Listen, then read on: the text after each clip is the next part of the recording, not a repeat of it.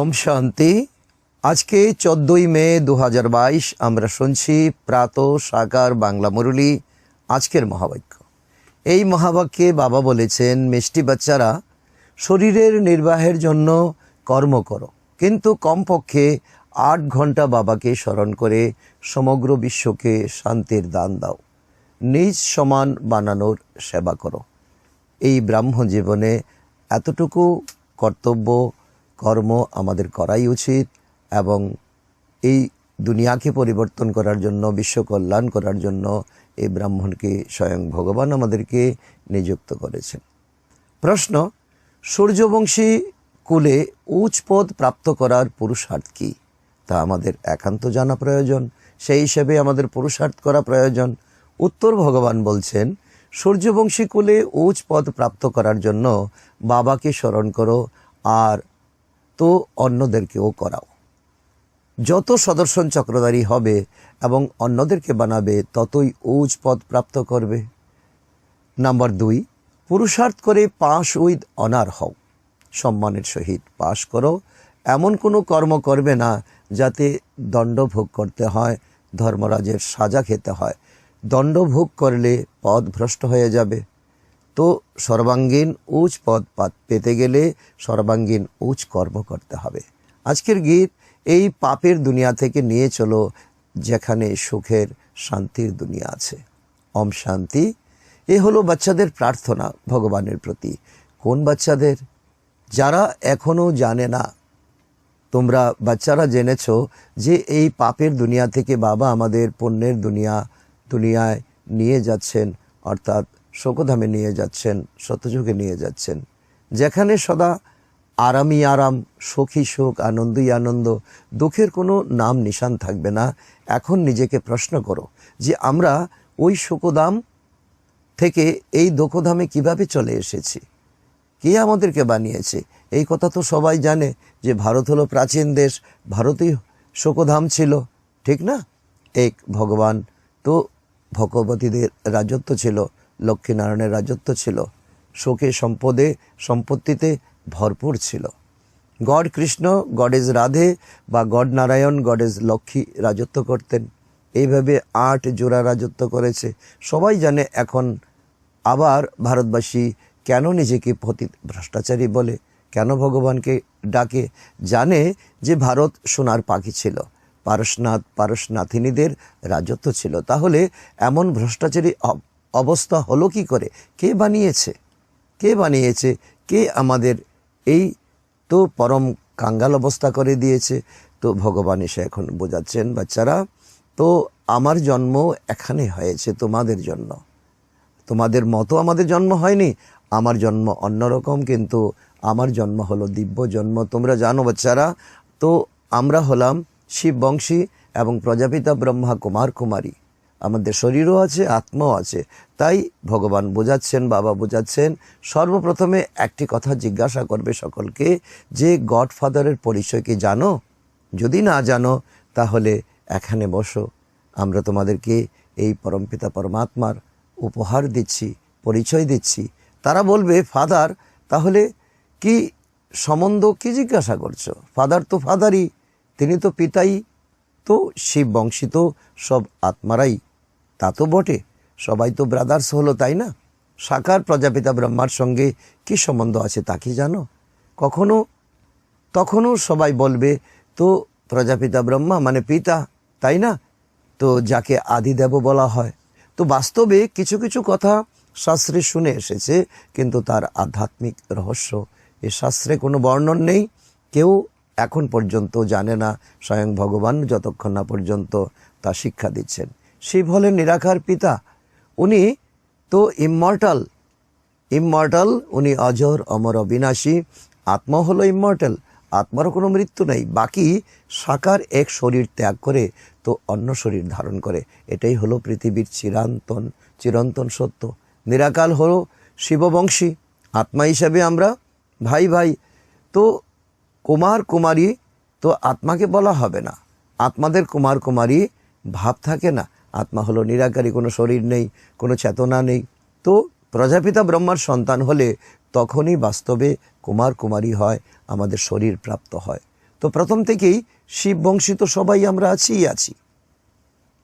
শিব বাবা পুনর্জন্মে আসেন না, আমরা আত্মারা পুনর্জন্মে আসি।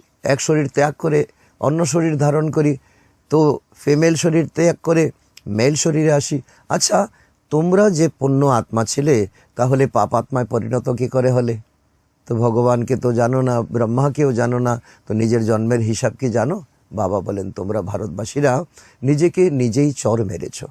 কত বাবা প্র্যাকটিক্যাল কথা বলেছেন। একদিকে বলো পরমপিতা, অন্যদিকে পরমপিতাকে গালি দিয়ে বলো পরমপিতার সর্বব্যাপী। পুণ্য আত্মায় পরিণত করেন এমন পিতাকে তোমরা কুকুর, বেড়াল, নুড়ি, পাথরের মধ্যে তোমরা তো সমাহিত করে দিয়েছ। উনি হলেন অসীম জগতের পিতা না, সর্বশক্তিমান, তো সকলের দুঃখহর্তা, সুখকর্তা, তো পরমপিতা পরমাত্মা, তো জগৎ পিতা, যাকে তোমরা স্মরণ করো, যাকে স্মরণ করলে তোমাদের জন্ম জন্মান্তরে বিনাশ হয়। আর ওনাকে তোমরা কুকুর বিড়ালের মধ্যে ঠকে দিয়েছ। তিনি তো প্রজাপিতা ব্রহ্মার মুখ দ্বারা ব্রাহ্মণদের রচনা করেন। তাকে সবচেয়ে বেশি তোমরা অসম্মান করেছ, তাকে তো অখ্যাতি করেছ। তাই তোমাদের উপরে ধর্মরাজের দ্বারা কেস চলবে, ধর্মরাজের সাজা পেতে হবে। তোমাদের সবচেয়ে বড় শত্রু হলো 5 বিকার রূপী রাবণ, অদৃশ্য, তাকে দেখা যায় না। তোমরা হলে রাম বুদ্ধি সম্পন্ন, বাকি সবার হলো রাবণ বুদ্ধি সম্পন্ন। এখন তোমরা ব্রাহ্মণ হয়েছ, তোমরা এখন বিকারকে জয় করার জন্য পুরুষার্থ করছো। রাম রাজ্যে তোমরা অনেক সুখী ছিলে, তাই না? রাবণ রাজ্যে তোমরা অনেক দুঃখী হয়ে গেছো। তো সেখানে হলো পবিত্র রাজবংশ, লক্ষ্মীনারায়ণের রাজত্ব, এখানে হলো পতিত রাজবংশ। তো এবার কার মত অনুসারে চলবে? পতিত পাবন তো হলেন এক নিরাকার পরমপিতা, ঈশ্বর হলেন সর্বব্যাপী, তো ঈশ্বর হলেন হাজিরা হুজুর। তো এমন শপথ করানো হয়। তো বাস্তবে তোমরা ভুল শুনে এসেছো, ভুল জেনে এসেছো। এখন তোমাদের সত্য জানার সময়, সত্য জানার এখন প্রকৃত তোমরা পরমপিতা পরমাত্মার কাছে এসেছো। এই কথাটি শুধু তোমরা বাচ্চারা জানো যে বাবা বর্তমান সময়ে হাজিরা হুজুর আছেন, ব্রহ্মার শরীরে তো আসছেন আর বাচ্চাদেরকে শিক্ষা দিচ্ছেন। তো আমরা চোখে দেখি, অর্থাৎ অনুভব করি, অনুভবের চোখে দেখি। আত্মা জ্ঞান অর্জন করেছে, পরমপিতা পরমাত্মা এই শরীরে এসেছেন। এই আত্মার এই জ্ঞান, এখন আত্মার এই বোধোদয় হয়েছে, আত্মার এই চৈতন্যতা এসেছে, আমরা জেনেছি, চিনেছি। তো শিব বাবা পুনরায় ব্রহ্মার মধ্যে প্রবেশ করে তো আমাদেরকে বেদ শাস্ত্রের সার তত্ত্ব এবং সৃষ্টির আদিমধ্যের অন্তের রহস্য আমাদেরকে বলে দিয়ে আমাদেরকে ত্রিকালদর্শী বানাচ্ছেন, তাই না? সদর্শন চক্রধারীকেই ত্রিকালদর্শী বলা হবে। বিষ্ণুকে এই চক্র প্রদান করা হয়েছে। তোমরা ব্রাহ্মণরাই সেই দেবতা স্বরূপে পরিণত হও। দেবতাদের আত্মা এবং শরীর দুটোই হলো পবিত্র, বিকার থেকে তাদের জন্ম হয় না। তোমাদের শরীর তো বিকারের দ্বারা তৈরি, তাই না? এখন সকলে তোমরা অনুভব করতে পারছো। আর তো এই ব্রাহ্মণ জীবনে তোমরা পুরুষার্থ করছো। যদিও তোমাদের আত্মা শেষ সময়ে পবিত্র হয়ে যায়, কিন্তু শরীর তো পতিত, তাই না? সেই জন্য তোমাদের সদর্শন চক্র প্রদান করা হয় না, কারণ এটা ব্রাহ্মণের টাইটেল হলেও এই সময় আজ আছো ব্রাহ্মণ, কাল থাকবে না ব্রাহ্মণ। তো এই উপহার তোমাদের এখন দেওয়া হবে না। এই উপহার এই জন্য দেবতার হাতে দেখানো হয়েছে। তোমরা সম্পূর্ণ হও, তারপরে বিষ্ণুর বিজয় মালাতে তোমরা আসবে। রুদ্রমালা এবং বিষ্ণুর মালা বলা হয়। রুদ্রমালা হলো নিরাকার, এবং যখন সাকারে রাজত্ব করে তখন মালা তৈরি হয়। সুতরাং তোমরা এইসব কথাগুলো এখন জানো। গায়ন আছে পতিত পাবন, এসে যখন পতিত পাবন পরমপিতা বলছে, তখন তোমরা পরমপিতা পরমাত্মার মতো জ্ঞান অর্জন করছো। অর্থাৎ একজনই আছেন এই জগতে সাক্ষী দ্রষ্টা হয়ে এই সকল ড্রামাকে তিনি তো অনুভব করেছেন, ড্রামাকে তিনি নিজের চোখে দেখেছেন। সকল পতিতদেরকে পবিত্র করেন তিনি, একমাত্র পিতা। তাই পতিত পাবন, মোস্ট বিলোভেড ইনকর্পোরিয়াল গড ফাদার হলেন পরমপিতা পরমাত্মা। তিনি হন সবচেয়ে বড় পিতা। ছোট পিতাকে সবাই বাবা বাবা বলতে থাকে। যখন দুঃখ হয় তখন বড় পিতা অর্থাৎ পরমপিতাকে স্মরণ করে হাত উপর করে। তো এই কথাটি হলো বুঝবার মতো বিষয়। বাস্তবে আমি প্রথম থেকে যদি বড় পিতার সঙ্গে আমি কানেকশন রাখি, তো আমার জীবনে তো দুঃখ আসবারই নয়। সর্বপ্রথমে এই কথাটি বুঝতে হবে, বোঝাতে হবে, পরমপিতা পরমাত্মার সঙ্গে তোমার কি সম্বন্ধ আছে। এই কথা এখন আমাদের প্রতি ঘরে ঘরে, প্রতি আত্মার কাছে আমাদের পৌঁছাতে হবে। তো এই পরম দায়িত্ব আমাদের পালন করতে হবে। শিব জয়ন্তী তো পালন করা হয়। নিরাকার পরমপিতা পরমাত্মার মহিমা তো বিশাল মহিমা। উনি জগদীশ্বর, উনি জগৎ পিতা। যত বিশাল পরীক্ষা ততই বিশাল টাইটেল প্রাপ্ত হয়, তাই না? তো উনি জগৎকে পরিবর্তন করতে পারেন বলেই উনি জগতের তো এখন পরিবর্তক, পতিত পাবন। বাবার টাইটেল তো খুব বিশাল। দেবতাদের মহিমা তো কমন, সর্বগুণ সম্পন্ন, 16 কলা সম্পন্ন। সবথেকে বড় হিংসা হলো কাম কাটারি চালিয়ে একে অপরকে আদি মধ্য অন্ত দুঃখ দেওয়া। এ হলো সবথেকে বড় হিংসা। এই জগতের যত বড় হিংসা। এখন তোমরা তো কোনো হিংসাতেই নেই। এখন তোমাদের ডবল অহিংসক হতে হবে। না তোমরা কাউকে মারধর করবে, না তোমরা কাম কাটারি চালাবে। ভগবানও বাঁচো। হে বাচ্চারা, তোমরা হলে আত্মা, আমি পরমাত্মা, তোমাদের পিতা। তোমরা 63 জন্ম বিষয় সাগরে তোমরা থেকেছ, তো গোতো খেয়েছ, তোমরা অনেক ধাক্কা খেয়েছ, তোমরা তো ভক্তির তো এই সংসারে তোমরা ডুবে থেকেছ। এখন তোমাদের ক্ষীর সাগরে আমি নিয়ে যেতে এসেছি। এই শেষের সময়ে অল্প সময়ের জন্য হলেও তোমরা পবিত্রতার প্রতিজ্ঞা করো, পবিত্রতার কঙ্গন তোমরা পরিধান করো। তো এত অত্যন্ত উচ্চ মত তো, তাই না? এই কোনো সাধারণ মত নয়।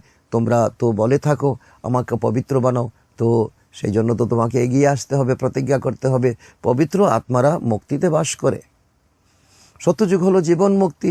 তো বাবা বলেন, যদি সূর্যবংশী হতে চাও তাহলে আমার কথা শোনো, পুরোপুরি পুরুষার্থ করো। সাধারণ পুরুষার্থ নয়, আমাকে স্মরণ করো আর অন্যদেরকেও স্মরণ করাতে শেখাও। সকলকে ইন্টারেস্ট যাতে সকলের মধ্যে জাগরিত হয়। ভ্রমরই যেমন তো 20টার ক্রীড়াকে নিজের সমান করে তোলে, তো তুমিও সেই মতো করে তুলতে পারো। যত যত সদর্শন চক্রধারী হবে আর অন্যদেরকে মানাবে, ততই উচ্চ পদের অধিকারী হবে। এখন দেখো প্রেম বাচ্চি বাবা তো প্রেম বাচ্চি অর্থাৎ যজ্ঞের তো কুমারী কন্যার বাবার নাম নিচ্ছেন। তো তো এত জন দেরাদুনে নিবাসিত সদর্শন চক্রধারী ছিল না, তো কি করে সম্ভব হলো? তো বাবা বলছে, তো প্রেম বাচ্চি নিজ সমান বানিয়েছেন। প্রেম বাচ্চি অর্থাৎ বাবার প্রিয় বাচ্চি তো নিজে তো সদর্শন চক্রধারী হয়ে তো দেরাদুনে তো সেবা দিয়ে অনেককে নিজের সমান করে তুলেছেন। এটাই হলো প্রকৃত সেবা। তো এমনভাবে নিঃসম বানাতে দেবী বৃক্ষের বৃদ্ধি হয়। এখন তোমরা বৃদ্ধি প্রাপ্ত করছো। এত সংখ্যক তো বাচ্চা তো ছিল না, ধীরে ধীরে এখন তো হয়ে উঠছে। নয়নহীনদের নেত্র প্রদান করার পুরুষার্থ করতে হবে, তাই না? 8 ঘন্টার জন্য তোমরা ফ্রি আছো, তো শরীর নির্বাহের জন্য ব্যবসাপত্র ইত্যাদি তোমরা 8 ঘন্টা করো, রেস্ট 8 ঘন্টা করো। তো 8 ঘন্টা তোমাদেরকে যেখানে যাও চেষ্টা করো আমাকে স্মরণ করার জন্য। সারাদিনে 8 ঘন্টা তো হিসাব করে মেলাও। এটাই হলো তোমার অন্তিম পুরুষার্থ। বাবাকে যত তোমরা স্মরণ করো, অর্থাৎ তোমরা শান্তির দান করো সম্পূর্ণ সৃষ্টিকে, তো তোমাদের মধ্যে সেই ক্ষমতা আসবে এই জগৎকে পরিবর্তন করার জন্য। তোমাদের মধ্যে সেই তো শক্তি আসবে। যোগের দ্বারা শান্তির দান করা কোনো কষ্টের তো কথা নয়। হ্যাঁ, কখনো কখনো যোগে বসানো হয়, কারণ সংগঠনের শক্তি একত্রিত হয়। আর বাবা বলছে বাকি সময় তুমি একা পুরুষার্থ করো। বাবা বুঝিয়েছেন, শিব বাবাকে স্মরণ করে তাকে বলো, বাবা এরা আমাদের কুলের আত্মা, এদের বুদ্ধির তালা খুলে দাও। এটাও স্মরণ করার এক যুক্তি। নিজের প্র্যাকটিস তো এমন রাখতে হবে যেন চলতে ফিরতে শিব বাবা স্মরণে থাকেন। বাবা এদের উপর আশীর্বাদ করুন, আশীর্বাদ করেন। এমন দয়ালু তো একমাত্র বাবা। হে ভগবান, এর উপর দয়া করুন। ভগবানকে তো বলা হয়, তাই না? তিনি হলেন মার্সিফুল, নলেজফুল, ব্লিসফুল, পবিত্রতায় ফুল, ভালোবাসাতেও ফুল। অতএব ব্রাহ্মণ কুলভূষণদের নিজেদের মধ্যে খুব ভালোবাসা থাকা উচিত। ফ্যামিলি রিলেশন আমাদের খুব উচ্চ থাকা উচিত, কাউকে দুঃখ দেওয়া উচিত নয়। তো সেখানে সত্যযুগে পশু প্রাণীও কাউকে দুঃখ দেবে না। বাঘে গরু এক ঘাটে জল খাবে। তোমরা বাচ্চারা ঘরে ঘরে থেকে ভাইয়ে ভাইয়ে লড়াই করো ছোটোখাটো বিষয়ে। তো বাবা আশ্চর্যিত হয়ে যাচ্ছেন। তো এখন তোমাদের সংস্কার গড়ে তুলতে হবে। সেখানে তো পশু পাখি লড়াই করে না, তোমাদেরকে শিখতে হবে। না শিখলে বাবা বলেন তোমরা অনেক দণ্ড ভোগ করবে, পদভ্রষ্ট হয়ে যাবে। দণ্ড ভোগ করার মতো তো আমরা হব কেন? নিজেকে প্রশ্ন করো, নিজেকে তৈয়ার করো, নিজেকে শিক্ষা দাও। পাস উইথ অনার হওয়ার তো এই সময় একান্ত প্রয়োজন, তাই না? ভবিষ্যতে বাবা সব সাক্ষাৎকার করাবেন। এখন সময় আর অল্পই আছে, তাই শীঘ্র করো। পরিশ্রম করে এগিয়ে যাবে। তোমরা অনেক ওয়ান্ডার দেখবে, আশ্চর্য বিষয় দেখবে। নাটকের শেষের দিকে ওয়ান্ডারফুল পার্ট থাকে, তাই না? শেষের দিকেই বাহ বাহ হয়, জয় জয়কার হয়। তো সেই সময় তো এখন আসন্ন, তো খুব খুশিতে থাকবে তোমরা। যাদের জ্ঞান নেই তারা তো সেখানে অজ্ঞান হয়ে যাবে অন্তিম সময়ে দৃশ্য দেখে। কি এমন হবে অন্তিম সময়ে? অপারেশন ইত্যাদির সময়ে ডাক্তাররা দুর্বলদেরকে দাঁড়াতে দেন না। পার্টিশনের সময়ে, দেশ ভাগের সময়ে কি হয়েছিল? তো অত্যাচার হয়েছিল, কাটাকাটি হয়েছিল, মারামারি হয়েছিল, সবাই দেখেছিল, তাই না? অনেকে হার্ট ফেল করে মারাও গেছে। এখন তো খুব ভয়ঙ্কর সময় আসছে, তার থেকে অনেক অনেক গুণ বড় দুর্দিন আমাদের আসছে। একে বলে রক্তের খেলা। আর এই খেলা শেষ হবে না, একেবারে সত্যযুগ। তো সত্যযুগে নিয়ে পৌঁছাবে। এইসব দেখার জন্য অনেক সাহসের প্রয়োজন। তোমাদের হলো 84 জন্মের কাহিনী। আমরা দেবী দেবতা রূপে রাজত্ব করেছিলাম, সেই স্মৃতি তোমাদের ফিরে আসা উচিত। তারপর মায়ার বশীভূত হয়ে বাম মার্গে আমরা প্রবেশ করি। তো পুনরায় এখন দেবতা রূপে তোমরা পরিণত হচ্ছ। এই কথা স্মরণ করতে থাকো, তাহলে ভবসাগর তোমরা পার হয়ে যাবে। এই হলো সদর্শন চক্র, তাই না?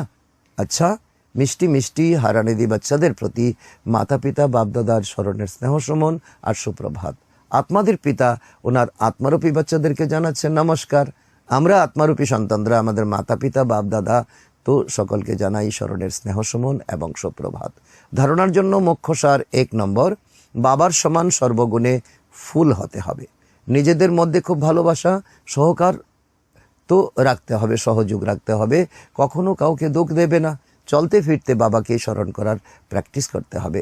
স্মরণে থেকে সম্পূর্ণ বিশ্বকে শান্তির দান দিতে হবে। বরদান, জ্ঞানের রহস্যগুলোকে বুঝে সদা অচল থাকা নিশ্চয় বুদ্ধি বিঘ্ন বিনাশক ভব। তো এই বরদানের ব্যাখ্যা হলো, বিঘ্ন বিনাশক স্থিতিতে স্থির থাকলে যত বড় বিঘ্নই হোক খেলা বলে মনে হবে। খেলা তো ভাবার দরুন কখনো ভয় তোমরা পাবে না, বরং খুশির অনুভব করে বিজয়ী হবে, পাস উইথ অনার হবে, ডবল লাইট থাকবে তোমরা। ড্রামার জ্ঞানের স্মৃতির দ্বারা প্রতিটি বিঘ্ন নাথিং নিয়ে অনুভব করবে। নতুন কথা মনে হবে না, খুব পুরানো কথা বলে মনে হবে। অনেকবার বিজয়ী হয়েছি, তো এমন নিশ্চয় বুদ্ধি জ্ঞানের রহস্যকে বুঝে চলতে পারা বাচ্চাদেরই সারণিক হলো অচল গড়। আজকের স্লোগান, দৃঢ়তার শক্তির সঙ্গে থাকলে সফলতা গলার হার হয়ে যাবে। সেই দৃঢ়তা হলো ব্রাহ্মণ জীবনে অনেক বড় এক শক্তি, অনেক বড় এক সংকল্প। আজকের সমান আমি বিঘ্ন বিনাশক আত্মা। মাতেশ্বরী দেবীর অমূল্য মহাবাক্য আমরা শুনব। আমরা যা ভালো বা খারাপ কাজ করি তার ফল অবশ্যই প্রাপ্ত করি, তাই না? যেমন কেউ দান পুণ্য করে, যজ্ঞ হোম ইত্যাদি করে, পূজা পাঠ ইত্যাদি করে, তখন তারা ভাবে যে আমরা ঈশ্বরের উদ্দেশ্যে যা কিছু দান করেছি সেসব পরমাত্মার দরবারে জমা হয়ে যাচ্ছে। যখন আমাদের মৃত্যু হবে তখন সেই ফল নিশ্চয়ই আমরা প্রাপ্ত করব, আমাদের মুক্তি হয়ে যাবে। কিন্তু এই কথা তো আমরা জেনেছি যে এসব করলে সদাকালের জন্য কোনো লাভ হয় না। পরমাত্মা এসে এখন ক্লিয়ার করে আমাদের বলিয়েছেন, কর্মের গুহ্যগতি বুঝিয়েছেন। এইসব কর্ম তো যেমন আমরা করব সেসব অল্পকালের জন্য ক্ষণভঙ্গুর সুখের প্রাপ্তি হবে, এক জন্মে শেষ। কিন্তু যতক্ষণ এ প্র্যাকটিক্যাল জীবন সদা সুখী না হয় ততক্ষণ তার রিটার্ন প্রাপ্ত হয় না। আমরা যদি কাউকে জিজ্ঞাসা করি যে যা কিছু তোমরা করে এসেছো, তো সেসব করে তোমরা সম্পূর্ণ লাভ পেয়েছো, তোমরা নিজে সন্তুষ্টি হয়েছো, তখন তাদের কাছে এর কোনো উত্তর থাকে না। এবারে পরমাত্মার দরবারে তো জমা পড়লো কি পড়লো না তা জানবো কি করে? যতক্ষণ নিজের প্র্যাকটিক্যাল জীবন কর্ম শ্রেষ্ঠ হয়নি ততক্ষণ যতই পরিশ্রম করো তবু জীবন মুক্তি প্রাপ্ত হবে না। যদিও এত সাধু মহাত্মারা আছেন দুনিয়াতে, ততক্ষণ তাদের কর্মের নলেজ নেই, ততক্ষণ তাদের কর্ম অকর্ম হবে না, না তারা জীবন মুক্তি প্রাপ্ত করবেন। তারাও এই কথা জানেন না যে সত্য ধর্ম কি এবং সত্য কর্ম কি। শুধুমাত্র মুখে রাম নাম বললে কখনো মুক্তি হবে না। কিন্তু যদি এমন ভেবে চলো যে মৃত্যুর পরে আমাদের মুক্তি হবে, মৃত্যুর পরে এই কথা জানা নেই যে কি লাভ হবে, কিছুই না। যদি মানুষ নিজের জীবনে সুকর্ম করুক বা কুকর্ম, সেসব এই জীবনেই ভোগ করতে হবে। এখন এই সম্পূর্ণ নলেজ আমরা পরমাত্মারূপী টিচারের দ্বারা প্রাপ্ত করছি, যে কিভাবে শুদ্ধ কর্ম করে নিজের প্র্যাকটিক্যাল জীবন আমরা বানাতে পারি। আর সেই চেষ্টাই আমাদের করতে হবে প্রতিনিয়ত, প্রতি মুহূর্তে, প্রতিদিন। আচ্ছা, ওম শান্তি।